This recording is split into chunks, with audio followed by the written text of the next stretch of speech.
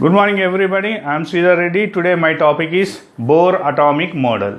So what is the importance of the Bohr atomic model? Why we have the Bohr atomic model? To overcome the drawbacks of the Rutherford model and to explain the hydrogen spectrum, immediately Bohr has given one model. That model is called the Bohr atomic model. The important postulates of Bohr atomic model, if you take number 1, electron rotates around the nucleus in a circular manner, circular path, and that path is called the orbit. That path is called the orbit. Electron rotates around the nucleus in a circular manner, circular path, and that path is called the orbit. It is not called the orbital. Orbital is different from the orbit. Shell or orbit. Number 2. Each orbit you take, let us take 1, 2, 3 I am taking. Each orbit will have definite amount of energy, and they are represented with the 1, 2, 3 so on, or capital K, L, M so on from the nucleus. You have to start from the nucleus. 1, 2, 3, or it is also called as the K, L, M, N, like that you are having. Where 1, 2, 3, 4 so on are called as the principal quantum number. They gives you the number of the shells. Number 3. As the n value increases, nothing but n is equal to 1, 2, 3, as increases, what happens?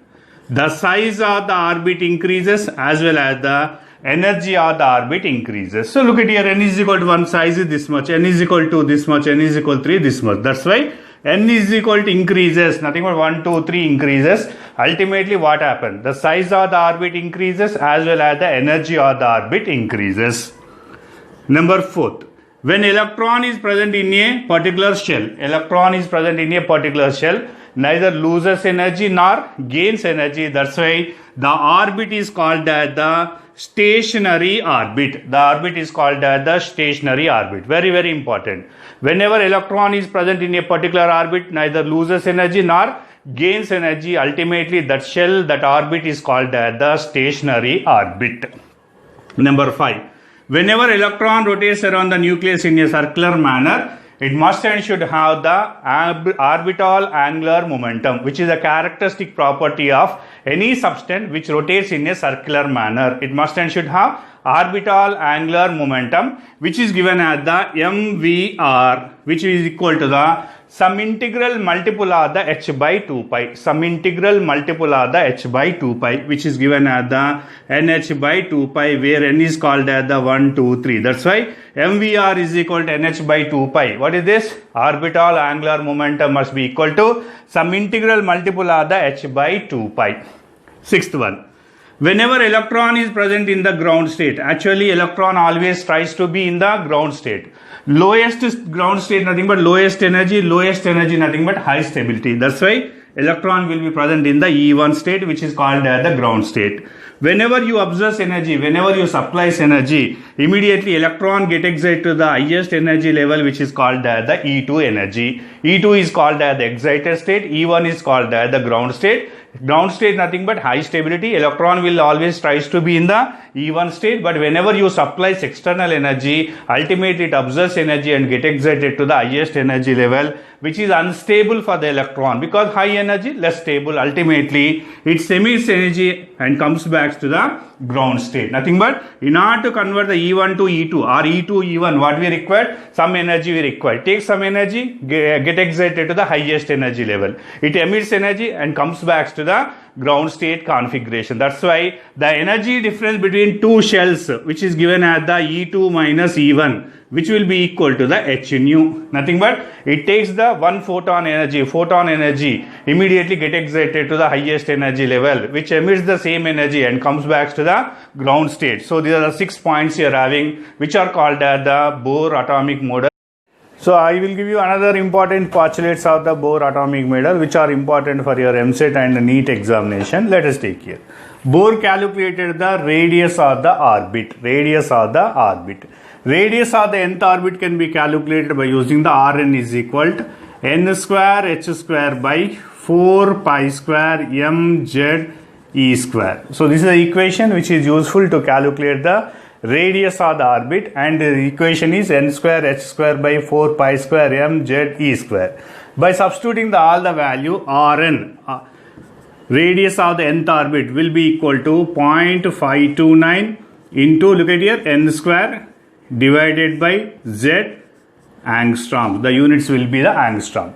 1 angstrom is equal to 10 to the power of minus 8 centimeters. Here n is called as the principal quantum number or number of shell. N is equal to 1 first shell, n is equal to second shell. Z is called as the atomic number, because this Bohr's model is applicable not only hydrogen, it is applicable for the 1 electron species also, 1 electron ions also.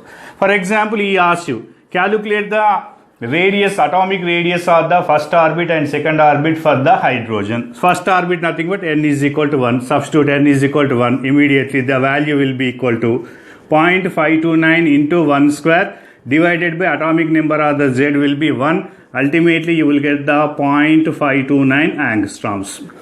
R2 nothing but radius of the second orbit will be equal to 0.529 into 2 square divided by 1 into 4. 2 square nothing but 4. 4 5s are 20, so 2 point something. So 2 point. So look at here. First orbit radius is 0.5, second orbit radius is 2. Ultimately, as the n value increases, radius also increases. So according to this theory also, as the n value increases, the size of the orbit increases. That's why the size increases. In your MCET examination or IIT examination, he asks you, calculate the atomic radius of the first orbit of the helium plus 1 ion. Immediately, what you have to say? Helium plus 1, nothing but Z, you have to take it as the 2. Atomic number must be taken as the 2. He also calculated the energy of the orbit, energy of the nth orbit. And energy can be calculated by using the formula minus 2 pi square m z square e to the power of 4 divided by n square and h square. By substituting all the value, you will get the energy of the nth orbit, which is equal to minus 13.6 divided by n square into z square electron volts by atom. The energy can be calculated in terms of the electron volts by atom, kilocalories per mole, kilojoules per mole. Ultimately, En, nth orbit energy is equal to minus 313 by n square into z square kilocalories per mole. Similarly, En is equal to minus 1312 divided by n square into z square. The value will be the kilojoules per mole. Like this, you will calculate the energy of the orbit. Also can be calculated. It is also applicable for the uni electron species. Z is equal to here z square. Z nothing but atomic number. N nothing but shell number 1, 2, 3 like that. It is also useful to calculate the velocity of the electron. Velocity of the electron. Bohr also useful. Bohr's model also useful to calculate the velocity of the electron, which can be depends on the two phenomena. One, it depends on the nuclear charge. It depends on the principal quantum number. As the nuclear charge increases, velocity increases. The principal quantum number increases, velocity decreases. So this is the two important features. Nuclear charge increases, electron velocity increases. Principal quantum number increases, velocity decreases. And he given one mathematical equation. Velocity is equal to, is given 2 pi z e to the power of 2 divided by nh. This is the equation to calculate the velocity of the electron. By substituting all the value, you will get V is equal to, velocity is equal to 2.188 into 10 to the power of 8 z atomic number divided by n centimeters per second, where z is called as the atomic number, n is called as the number of the shell. By you substituting these values also, we will calculate the velocity of electron in the first orbit, second orbit. Z is nothing but it is also useful to calculate the one electron species. And the main drawbacks, if you observe, the drawbacks are the this model, if you observe, Bohr's atomic model, if you observe, it is applicable for only hydrogen and one electron species only. It could not explain the spectrum of the multi-electron atoms. Number 2, it could not explain the phenomena which is called as the Zeeman effect and the Stark effect. Zeeman and the Stark effect. What is the Zeeman effect? Whenever spectrum, let us take here, I am taking the spectrum which contains the large number of lines. Whenever it is placed in the strong magnetic field, immediately this line split into the further smaller lines and the phenomenon is called as the Zeeman effect. What is the Zeeman effect? When spectrum is kept in a strong magnetic field, the spectral lines split into the smaller lines and the phenomenon is called as the Zeeman effect. What is the Stark effect? If the spectrum is placed in the electric field, the spectral lines split into the smaller lines and the phenomenon is called as the Stark effect. This Zeeman effect and Stark effect could not explain by the Bohr's atomic model. Thank you.